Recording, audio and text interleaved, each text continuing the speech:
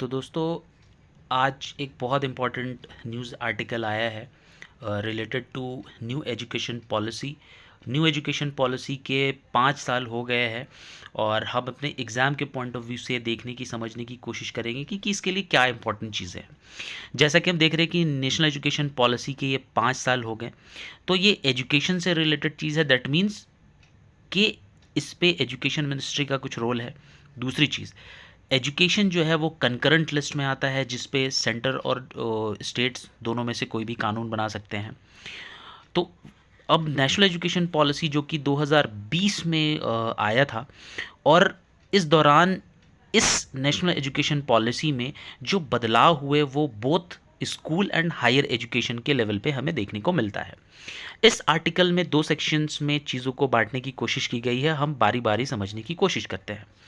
जैसे कहा गया कि अभी तक नेशनल एजुकेशन पॉलिसी में क्या चेंजेस हुए, आखिर वो है क्या। तो दोस्तों, नेशनल एजुकेशन पॉलिसी जो है इसने 10+2 इस सिस्टम को रिप्लेस करके एक नया स्ट्रक्चर लाया, और इस स्ट्रक्चर को हम लोग बोल सकते हैं 5+3+3+4 के सिस्टम में, जिसमें फाउंडेशनल जो कि प्री प्राइमरी टू क्लास 2 के लिए था, परपेट्री जो क्लास 3 to 5 के लिए था, मिडिल जो 6 to 8 क्लास के लिए, और सेकेंडरी जिसमें 9, 10, 11, 12 आते हैं। अब इस बेसिस पे दोस्तों एनसीईआरटी ने प्रोड्यूस किया है न्यू टेक्स्ट बुक्स, जो कि क्लास 1 से लेके क्लास 8 के बीच में होगा। यानी क्लास 1 से 8 के लिए जो बुक्स में अभी आप न्यूज़ में सुनते होंगे कि बहुत सारी चीज़ों में बदलाव हो रहा है, वो नेशनल एजुकेशन पॉलिसी के तहत हो रहा है।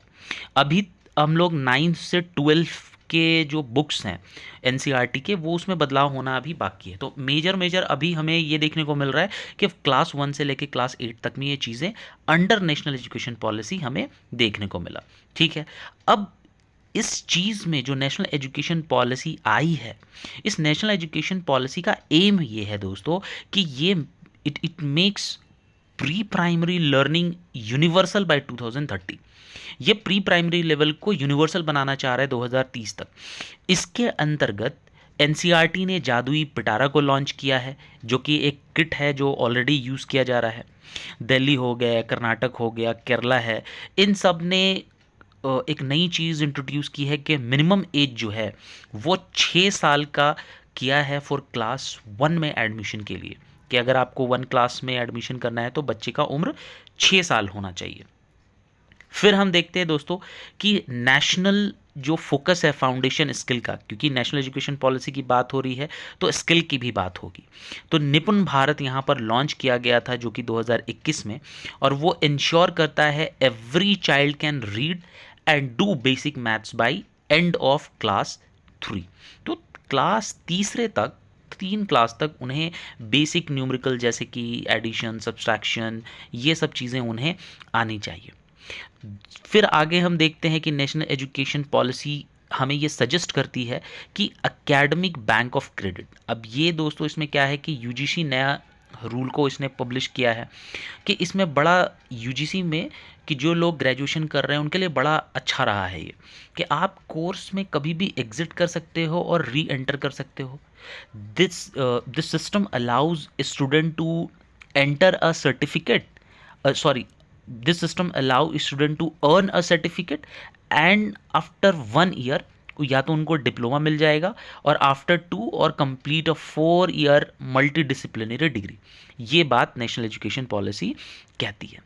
आगे फिर नेशनल एजुकेशन पॉलिसी ये बात करती है दोस्तों कि कॉमन टेस्ट होगा फॉर कॉलेज एंट्री, जो कि CUET के थ्रू हम 2022 से देख रहे हैं कि आपको अगर CUET में एडमिशन, जो कॉलेजेस में एडमिशन लेना है CUET के थ्रू, आपको एक सिंगल एंट्रेंस एग्ज़ाम होगा कॉलेज लेवल के लिए।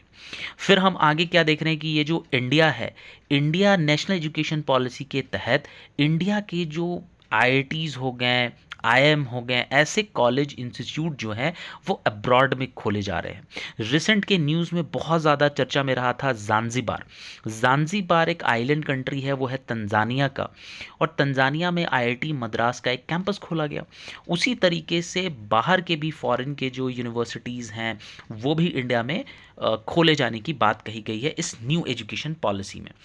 अब आगे बात ये हो रही है कि ये सब चीज़ें तो हो हो रहा है, ये सब चल रहा है और बन भी गया है, बहुत सारी चीज़ें नेशनल एजुकेशन पॉलिसी के तहत चल रही हैं ना। आगे होने वाली चीज़ क्या है, तो इसमें क्या होगा कि सीबीएसई प्लान कर रहा है, और इस 2026 वाले टाइम में जो क्लास 10th का एग्ज़ाम होगा सीबीएसई का, ये स्टूडेंट जो होंगे क्लास 10th वाले student, they sit for board exam twice a year, 2 बार ये बैठेंगे। और ये चीज़ Karnataka has experimented with this, और अदर बोर्ड्स कर रहे हैं। सो न्यू एजुकेशन पॉलिसी का ये आइडिया है। अभी 2026 से हम ये देखेंगे आने वाले टाइम में कि क्लास 10th के जो बच्चे होंगे वो साल में 2 बार बोर्ड के एग्ज़ाम देंगे। अब इसके साथ साथ होलिस्टिक रिपोर्ट कार्ड बनाया जाएगा, ठीक है। इसके लिए प्रकाश करके एक एनसीईआरटी का जो यूनिट है उसकी जो है डेवलप किया जा रहा है इसका प्रोसेस के होलिस्टिक रिपोर्ट कार्ड मिले स्टूडेंट्स को। साथ ही साथ इसमें आगे और क्या हमें देखने को मिलेगा कि 4 साल का ये जो प्रोग्राम है, ये जो यूजीसी ने गाइडलाइन के तहत कि जो ग्रेजुएशन पहले 3 साल का होता था, अब उसमें 1 साल और, यानी अब 4 साल का वो होगा। फिर आगे जो कि बहुत ज़्यादा कंट्रोवर्शियल जो चल रहा है अभी न्यूज़ में, मदर टंग को लेकर के, कि भाई क्लास में न्यू एजुकेशन पॉलिसी के तहत इनकरेज किया जाए to use of mother tongue as the medium of instruction till at least class 5 तक एटलीस्ट आप मदर टंग का यूज़ करिए और बच्चों को सिखाइए। अब इसके बेसिस पर एनसीईआरटी क्या कर रहा है कि वो नए टेक्स्ट बुक को ला रहा है। जो क्लास 5 तक के नए नए टेक्स्ट बुक आएंगे जो आपको दिखेंगे आने वाले कुछ टाइम में, वो इंडियन लैंग्वेज के बेसिस पे होंगे। अब ये सब तो हमने इस आर्टिकल में देखा कि क्या हो चुका है और हो रहा है, क्या आने वाला है वो भी हमने देख रहे हैं। अब उसके साथ साथ इसमें कुछ प्रॉब्लम्स भी हैं, कहीं ना कहीं तो प्रॉब्लम है, जैसे कि टीचर के एजुकेशन को लेकर के कि जो 4 साल का इंटीग्रेटेड प्रोग्राम था बीएड का, वो स्टिल अभी फॉलो नहीं हो रहा है, अभी भी स्टिल लोग डीएलएड और ये वाले चीज़ में कर रहे हैं।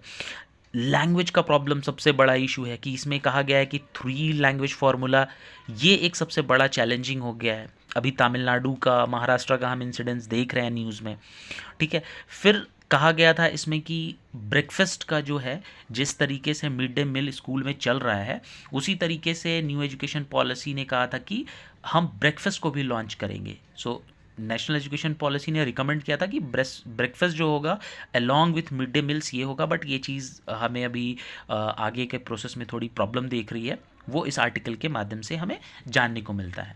फिर इसमें एक इम्पॉर्टेंट और ये चैलेंज देखने को मिल रहा है कि ये जो पॉलिसी जो डिवाइड कर रही है, जो नेशनल एजुकेशन पॉलिसी है और इसने जो फ्रेमवर्क बनाया है, इसमें सेंटर और स्टेट के बीच में टसल देखने को मिल रहा है, बिकॉज एजुकेशन जो है वो कंकरेंट लिस्ट में है।